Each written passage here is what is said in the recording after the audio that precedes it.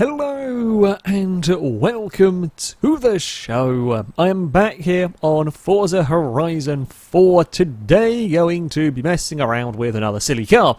We've got a Citroen 2C-V. Now, we have had this to play around in previous Forza games. However, this one has some interesting engines that we can use in it.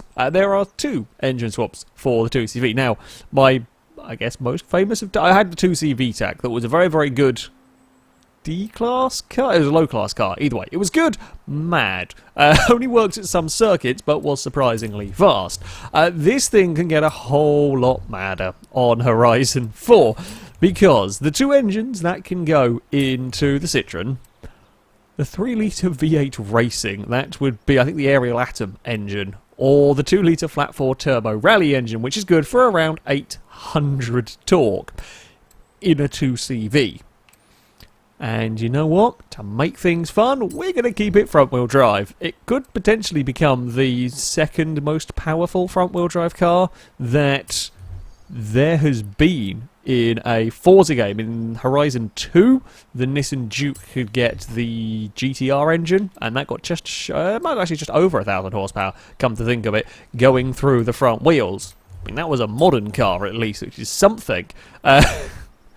This is not a modern car at all. I mean, it's barely a car on the most part, but we're going to give it a go. I'm going to try and build it up, and we're going to see what I can do with the vehicle. I don't know whether the Atom engine's been improved in any way, shape or form, whether we're going to get any more power out of it than we have seen previously. We could go for some vintage tyres. Probably not a good idea. I think I'm going to want some I'm going to put full race tyres on this. Guess what? It's still not going to drive very well. Oh, that's very small tyres. We have 175s all round. We can make the front track width a bit bigger. Have the car lopsided. You know what? Let's go for a lopsided 2CV. Everything else is weird. Why not have a lopsided 2C? Well, lopsided front to back. What do we reckon speed-wise? 184 miles an hour. 5.4 seconds to 60. For a front-wheel drive car like this, that's quite impressive figures. I don't actually know what the fastest front-wheel drive production car would be. Come to like top speed-wise. I'm not sure. This would probably give it a run for its money. We're definitely not going to, well, funnily enough, we're not going to drift it, but I think we are going to put it on race suspension rather than rally suspension. We've now got super low, super streamlined 2CV for street racing and the important things like that. That's a big power to weight ratio. I don't know if taking out all the weight is going to actually help, but it might make it quite difficult to, it might make it, you know, like an insane power to weight ratio. Don't know if that's going to be good for it. But at least I guess our torque figure isn't huge, so there is that. How much power are we going to get out of this? Okay, I think it's fairly similar. Are we dropping PI? I think we are actually dropping PI, putting engine bits on the car. Certainly not really changing it very much. Basically, the car can't use any of the power we are giving it. This is near enough 800 horsepower going through the front wheels of a car, and, you know, there are front-wheel drive drag cars that can deal with this sort of power, that are specially designed for this sort of power and have massive drag tyres, and this doesn't have that. No, this has got, well, I mean, them tyres on it. So spent nearly 100,000 credits on the 2CV. It actually gets up into S1 class.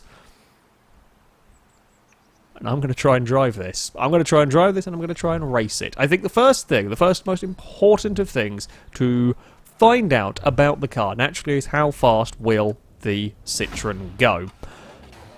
200 miles an hour should be doable. We've got 200 mile an hour out cars with less power and worse aero. This isn't great aero, of course, on here, but we haven't got much torque per se, but that shouldn't matter too much. We are more powerful. This is a more powerful engine, less torque but more power than the flat 4 turbo rally. It's a fun engine, and I like having more than one turbo rally engine around to play with, which is, you know, it's pretty nice. But this is this engine here has come out at slightly more power. Turbo rally engine comes out. If you put the cams on, you get about 6 50 horsepower and just under 600 torque. If you don't put the cams on, it's about 580 horsepower, but with 800 and something torque. This is going to have a little tinker around with the gear ratios, because I'm going to be willing to bet they're probably... Oh, no, they're actually not too shabby. The question is the 180 mile an hour... It's definitely not gear limited. Is it aero limited, or is it traction limited? I might be able to push past if it's traction limited, but it's, yeah, not necessarily. Okay, turn is actually better than I thought it was going to be, all things considered. Here we go. Let's be nice and careful with putting that power down, because it's going to be a little bit mad. Handling, okay, it's not too awful. We are starting to wander a little bit as we get up towards the 180 mile an hour mark. 2CV, this is where I need you to not wander around. This is where I need you to go. This is where we do need every bit of go that you might have. Come on. The 2C-V8 is going to get to 197. Oh, come on. I need just a couple more mile an hour. Couple more mile an hour out of you. It's all I want. I wanted a 200 mile an hour 2CV, and I'm not going to get it. I guess that is aero limited. Now, we have got a 2CV to 200 miles an hour in the past. It was using a push car. Oh god, it nearly falls over going around corners. That could be fun in the rain. Okay, we are just 3 mile an hour shy. I have put aero on the car. The reason being is we've had some issues with when you're doing this sort of thing with silly cars like a 2CV. We have had some issues, real issues with cars just not being drivable, and aero has helped that massively. When we're 2 mile an hour down, we might be able to get away with dumping off the aero. It's not as good as having no aero on at all. There will still be some drag. However, considerably better than it was. Much better than it was, and it should still, because there is some aero, it should still be controllable.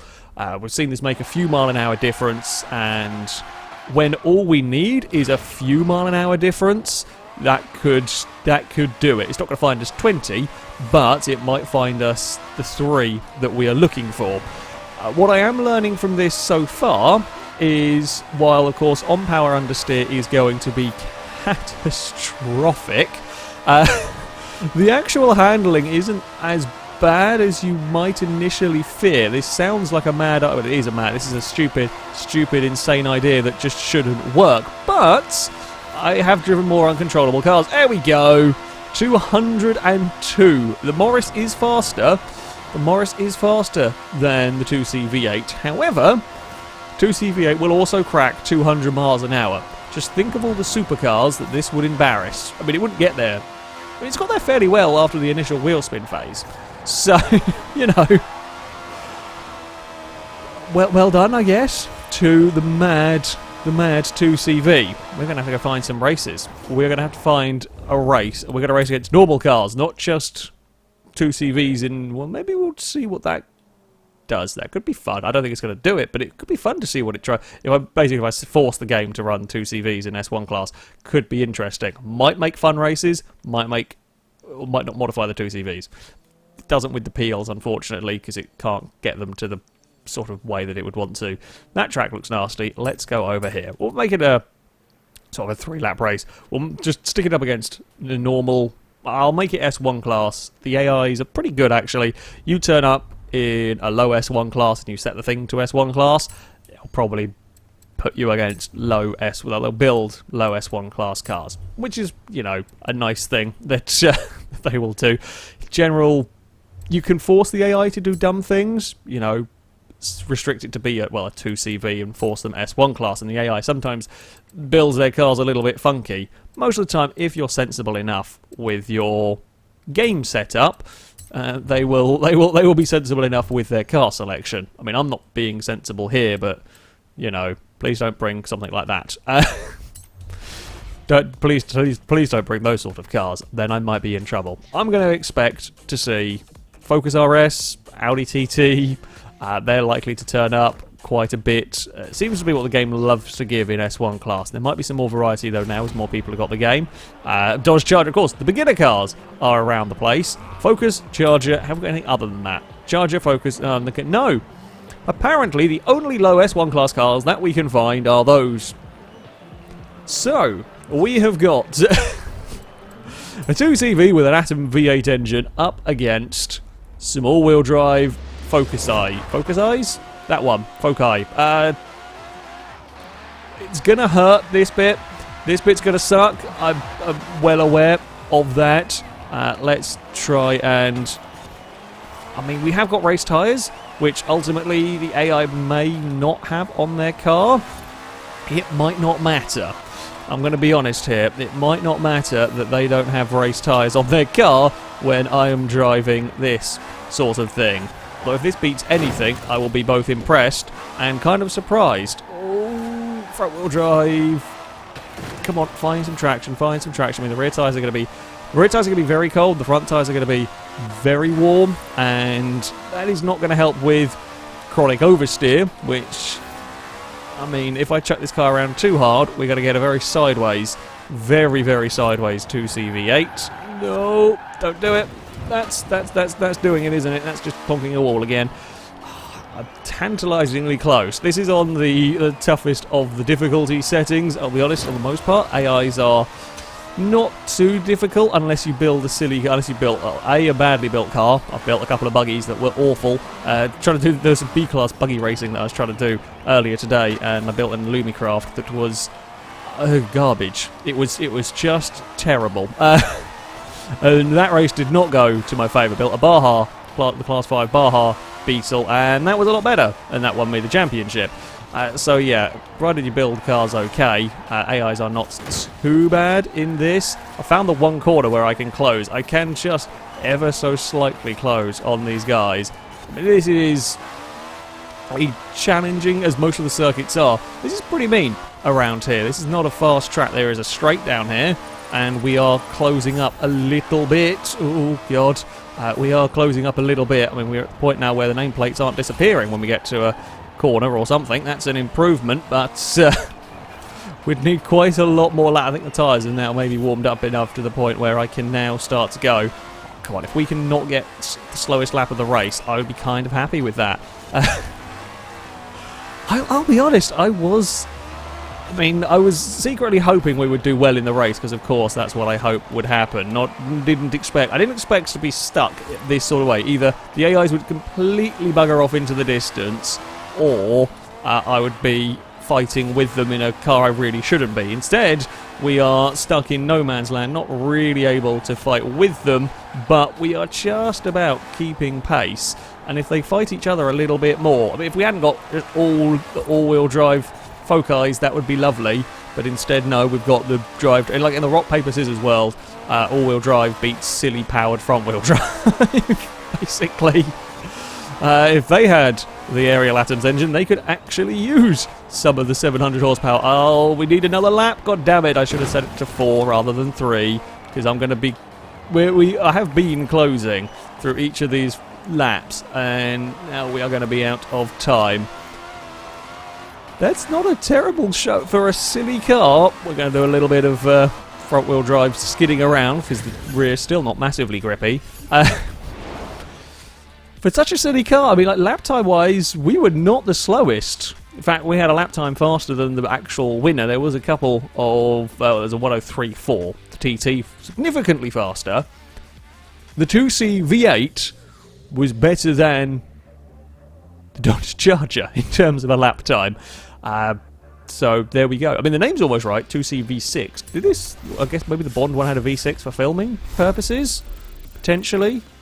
It wouldn't be the first time they swapped an engine in a car to, well, for filming, to make it better, or make it, you know, go quickly for the scenes they want it for. DeLorean had a Porsche engine, didn't it, I think, for Back to the Future, if I remember my film car trivia. I might not have remembered my film car trivia, but there we go. I think we got a couple of wheel spins to do. I think I had one signed on, and we got one for levelling up there. Hey, something that would probably be better suited with a V8, the Mercury Coupe. I will take that. Thank you very much. See, the streaming luck is terrible for wheel spins. Filming luck is great. I get cars. Not necessarily good cars, but I get cars for filming. Shall we... Oh, it's a message sensor, never mind. Wasn't an exciting thing. So, let's go. I think what I'm going to try... We're going to go for a more straight line speed orientated event. Something like that. I mean, there's still some wiggly bits, but a lot more in the way of open road. Might it work in the Citroen's favour? I mean, it's good for 200 miles an hour. The Charger, the TT, the Focus probably won't do that in their current guises. They're very quick cars, do not get me wrong, but they're not going to top the 200 mile an hour mark. I don't actually know if the way the game builds cars will give muscle cars more than 4 gears. I'm not sure on that one, so the Charger might buzz the limiter very early on. We will have the top speed on them. We do lose a lot off the line, of course, so we're going to have to work that back somewhere. And ultimately, we're going to lose some in the corners. Please let there be enough straights. Basically, if I was doing this in Horizon 3, it would be fine. On here, though, where... Oh, okay, this is not the same field. Oh, bugger. There's a Drift Viper. Now, I know you are, in terms of PI, you cars are fairly close to this. You know, fairly close to this. The Aston Martin didn't really get off the line much better than the Citroen. That's quite a poor showing. That's quite a poor showing. You see, this is the Bond car. This is the car Bond needs in the next film. Someone crashed into a Mini with a trophy truck. Wouldn't normally bother a trophy truck, but there we go. Yes, a V8 swapped 2C-V. Q can get to work on it. I'm sure it'll be perfectly controllable, and it'll be unexpected, you know. Not quite as drivable, perhaps, as the Aston Martin, but either way, I am definitely not last. Oh, there's been a big crash. I've overtaken a Viper. Oh, there's a drift car, but there we go. There is a Lola race car up ahead of us. Now, if we could beat... I know we've got a racing engine, but if we could beat a Lola race car with a front-wheel drive... I've missed that checkpoint, haven't I? You know what? I'm going to be a sneaky bugger. For the sake of this race, I will be a sneaky bugger and do that. I tend to leave Rewind on in Horizon 3, mostly because I'm doing, I've been doing a lot of the PR stunts, and it's just quicker to rewind, to have another run-up at a jump or something. I've been doing the danger signs today, than it is to have to spin the car around and... Whoa, Golf! No! Golf! Why would you do that? The one bit of traffic I could have done without, and I'm probably in the one car that physically can't deal with the traffic because I don't have the grip to deal with it. It's a little bit of a sneaky race. I mean, this is just working on the assumption that I actually... Oh, come on. Overtake a KTM crossbow. Overtake a KTM crossbow. Overtake a Lola race car. We're doing it! We're past the Lola! We're past the KTM, but now we're into the twiddly bits. There is a BMW that's considerably better. No, the KTM's come back past again. Nope, I've outbraked the KTM. I'm in a 2CV with a massive... Actually, no, it's not a massive V8. It's a tiny V8, but it's a big engine in this car. Whoa! Don't know what I hit. I think I hit the Lola. That's a Mini. And we got punted forward again. Oh, the traffic is not being kind to me. We briefly overtook a Lola race car, and then we got punted around, and then I didn't have the control. Now we got into a twiddly section. You know, the twiddlies... Oh, this is a very twiddly part of the map. I can shortcut a little bit there. For a brief part of that, we had one of the fastest cars here. It was the straight part of this. We had the fastest car here, and now we've got to the town, and it's all got a little bit pear-shaped. We're not going to come last. I mean, that was a better showing. That was a better showing. Why did I do I did a street race because these tend to be faster, but then AI traffic is a pain. Even though it's not particularly heavy AI traffic, when you're in a 2CV, it doesn't take much for a car to get in the way. I can't get out of the way is the problem. I've got no grip, okay? Especially not when we're putting power down. A drift car won, and a drift car came third, and a drift car came sixth, and a drift car came last. I mean, we did okay. I'm kind of disappointed we couldn't finish off in the position where we were. However, you know, it is what it is. I'll have another go at point to point, right? I think that's where I stand, funnily enough, the most chance with the 2C-V8. We're definitely going to need a quite wide open, fairly straight road. You are... that might work, actually. There's a couple of nasty turns. There won't be any traffic, so I'll take that. No traffic. Decent straights. I mean, there's... Actually, to be fair, I want straights. I want straights that the 2CV can... Or, I say straights. We want sections of road the 2CV can take flat out. They don't have to be perfectly dead straight. If there's some curves in there, throw into the mix to bamboozle the AI cars, because occasionally they'll get confused when it comes to a corner. I think we're going to end up against At least the street races tend to give you an interesting selection of cars. This, I think, is just going to dump us into a similar sort of grid, even though it's an anything goes grid. If I do set it to like Cult Classics at S1, you get Jags and only Jags from our experience of messing around with other cars in this sort of... Oh, this is actually a Bond car rather than a Cult Classic. Ignore me on that. You'd actually get a lot of Aston. We should probably have done that. I should probably have done that if I'd thought about it. I just assumed that I forgot the 2CV was technically a Bond car. So we've definitely got a wide body focus. Oh, we've got that's another charge. Oh, there's more charges this time. There's no Audis. I mean, can the 2C, the mighty 2C-V8, beat the classic American muscle and the modern super hatchback? It's probably asking a lot, but didn't think we'd overtake a KTM or a Lola at any point in a race, so we have got that going for us. Would like... I mean, this game is, on the most part, very arcadey, and tyre temperature, not normally much of a thing that you concern yourself with. When you drive the 2C VTEC... Oh, no. Through there. Tyre temperature, very important. Start of the race, your back end is very floaty. Doesn't really feel connected to much, I'll be honest. Apparently, stone walls are a problem. Apparently, cornering is a problem as well when we're going up on two wheels. I'd rather you didn't, car. Just want to be not... I wanted to have a decent... It's got the pace to be competitive. I mean, you know, could I stick this on an all-wheel drive set up and win against the AIs? Probably could. You know, that would be the sensible thing ultimately to do with the VTEC, not VTEC, the V8. I tried to get through the video without calling it. I'm so used to calling it the 2C VTEC from the Forza 7. Almost did it. We got airtime. We got decent airtime in it. So you know, there is that. I'm going to get airtime again. I quite like this course. This is quite a fun little point-to-point race. I could do with some longer straights, longer flat-out straights. Because, you know, we're now into sections where the dodges are keeping me honest. It's so close. If I hadn't taken out that bloody wall, we might have been in a better position. This is where it does hurt, because I can't put any power down, and the Chargers, with their massive rear tyres and huge amount more traction, can just blast away from us.